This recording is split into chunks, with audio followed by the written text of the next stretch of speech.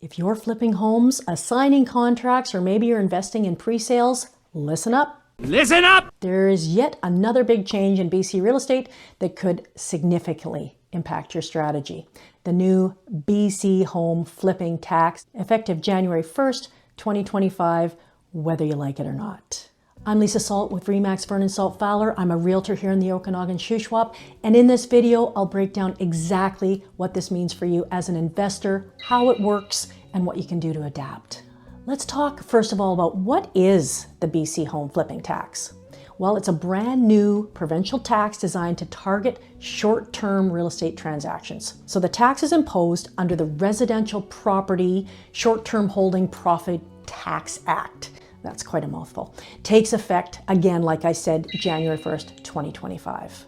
Now, make note, this is different from the federal property flipping tax. So make sure you understand the distinction. This is just for BC. Now, the BC home flipping tax applies to any BC residential property, pre-sale contract, or assignment sold within 730 days, or exactly 2 years, of being purchased. If you sell in 731 days, it doesn't apply. If you sell in 730 days, it does. Here's how it works. Well, not exactly, but this is what we know now. If you sell a property within the first year of ownership, you'll be taxed at 20% on the income from that sale.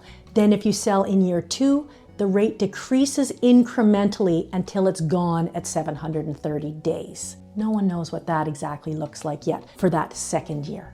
We don't know how the rate will decrease, how much, and when. That doesn't just seem to be disclosed as yet. It's a secret. Got a secret, so keep it on the low. So this tax applies to all sellers, whether you're an individual, a corporation, a partnership, or a trust. Also doesn't matter if you're a BC resident or not. If you sell property in BC within this time frame, you are subject to the tax. And even properties that you bought before January 1st, 2025 will be effective if you sell them after this date, that January 1st date, and have owned them for less than 2 years. So if you are holding on to any short-term investments right now or something that you thought was short-term, this change could impact your plans. So again, listen up. Let's talk about the exemptions to the tax. Are there any exemptions? Yes. They're limited though. So sales between related persons are exempt. Builders and developers are exempt. Primary residences may be exempt, but this depends on meeting certain conditions and filing requirements. It's going to be a pain. I'm going to talk about that near the end, as this video is primarily for investors, but I think this is important to know that although investors are targeted for this, they aren't the only ones affected here. And then other potential exemptions could apply to life events, things like death, divorce, specific job relocations. But again, the details matter. You're going to have to supply all that. You are taxable until proven non-taxable. And that is why it is so important to work with a tax professional to determine whether you qualify for any of these exemptions or not. And on that note, let's take a little commercial break and make sure you like, subscribe, and share this video if you are finding it helpful. And as always, we are just a call, text, or email away, so remember, just add salt. Okay, why was this tax introduced? Why did the BC government introduce it in the first place? Well, it's part of a broader effort to stabilize the housing market and discourage that speculative activity that supposedly drives up home prices. And by targeting these short-term flips, the government aims to make housing more accessible and reduce that kind of volatility in the market. Now, it's great for long-term buyers, but it introduces new challenges for investors, especially those focused on flipping or assigning contracts to make money for profit. Here's the big question. How does this impact you as an investor? Well, first, your profit margins will shrink. For example, if you flip a home within a year, buy and sell within a year, you'll lose 20% of your sale income to this tax on top of any other taxes or fees. That's a major hit to your bottom line. However,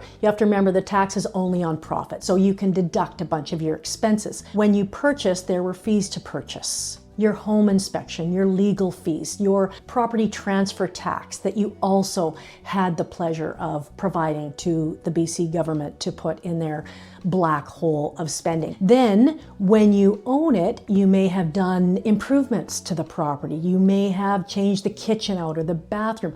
All those renovations are capitalized and come out of the profit at the end. And then when you sell, you can deduct again legal fees, real estate fees, etc. So your profit may not be as large as you initially think. However, when you do the math, that profit times 20% is what you will need to provide to add to that black hole of spending. Say what? So your profit margins will shrink if you're selling within 2 years.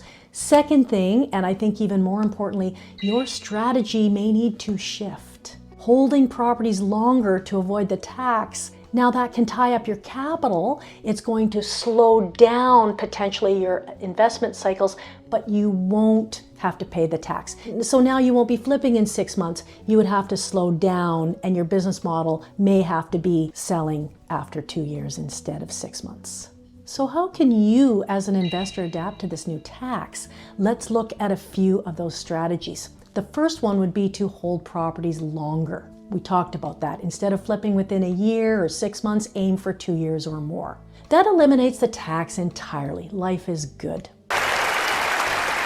The second thing is to just reevaluate your margins. When you're running the numbers on a deal, include the tax in your calculations to ensure that your profit still makes sense. Maybe it does, maybe it doesn't. And number 3, focus on value-added projects. If you're renovating or improving properties, aim to create enough value to offset the tax. The other thing you could do, number 4, is to consider alternative investments, pre-sales, assignments, and even rental properties. Long-term rental properties may just offer better returns under this new framework. So let's take a real-world example of this. Say you buy a fixer-upper for $500,000. You put 50 grand in renovations and sell it 6 months later for $600. Without the flipping tax, your profit $50,000. With the 20% tax, you'd pay $10,000 on that income in tax, leaving you with $40,000 before other expenses. So that's a significant reduction. Now that's a very simplified analysis because there's other things like we mentioned before, your cost of buying, your cost of selling, your et cetera, but that's just for the sake of putting it into a real life example. Ultimately, this BC home flipping tax means investors need to think more long-term to make investing viable. I mean, this isn't the end of a profitable real estate investing in BC, not at all. It just requires a more strategic approach for the time being. Whether you're flipping or assigning or holding properties, there are still opportunities out there. You just need to adapt, I'm afraid. As I said earlier, I wanted to talk to you non-investors as well. Those people who bought a house and decided it wasn't for them for one reason or another. Maybe you don't like the neighbors, or maybe it's too small, or maybe you lost your job and you can't afford to keep it anymore. What happens then to you? It's your principal residence. The legislation states that your primary residence is exempt if you meet certain conditions. So primary residence deduction, if you sell it and you own the property for less than 730 days, you may still be able to claim a deduction of up to $20,000 from your taxable income if you meet all of the following conditions. 1, you own the property for at least 365 consecutive days before you sold it. So it has to be, you have to own it for a year or otherwise no dice, we're not playing with you. The property includes a housing unit that you lived in as your primary residence while you owned it. And a primary residence is defined as the place you lived in longer than any other place during the time you owned this residence. The primary residence deduction isn't available when you assign a pre-sale contract though. So if you're thinking about buying, flipping, or investing in BC real estate, we should connect. We can help you navigate these new rules and find opportunities that work for your goals. And make sure you watch our next video as well for more information. It's called Taxes on Buying, Owning, or Selling Your House in the Okanagan. Thanks for watching.